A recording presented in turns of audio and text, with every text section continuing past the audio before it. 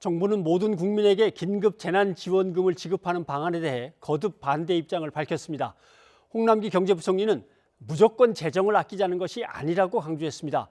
더 어려운 상황에 대비해서 재정과 국채 발행 여력을 조금이라도 더 축적해 놔야 한다고 설명했습니다. 보도에 오인석 기자입니다.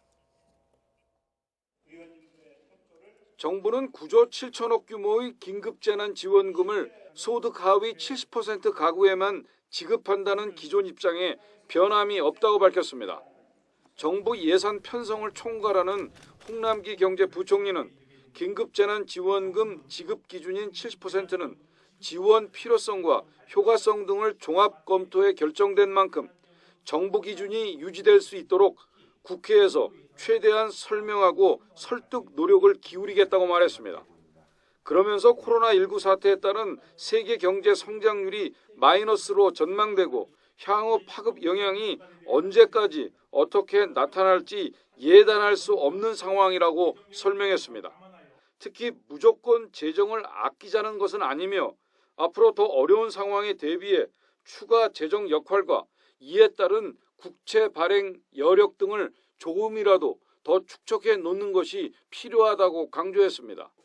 전 국민의 긴급재난지원금 지급을 위해 국채 발행도 필요하다는 여당의 주장에 반대한다는 뜻을 표현한 것으로 해석됩니다. 소득하위 70% 지원 기준은 긴급성과 형평성, 한정된 재정 여력 등을 종합 감안하여 많은 토의와 고민 끝에 결정한 사안입니다. 재난지원금 지급 방안 발표 시 약속드린 대로 적자 국채 발행 없이 모두 금년 기정예산 조정을 통하여 전액 충당하였습니다. 정부는 또 세출 구조 조정을 통한 추가 재원 조달이나 단가 조정 등 절충안도 검토하고 있지 않다고 선을 그었습니다. 기재부 관계자는 헌법 57조는 국회는 정부의 동의 없이 정부가 제출한 지출예산 각 항의 금액을 증가하거나 새 비목을 설치할 수 없다고 규정하고 있다고 말했습니다.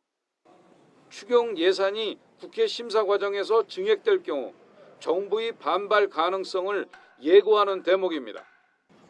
정부는 코로나19 파급 영향에 대한 추가 대책을 속도감 있게 추진하고 통상 7월 초에 발표하는 하반기 경제정책 방향을 한 달 앞당겨 내놓겠다고 밝혔습니다.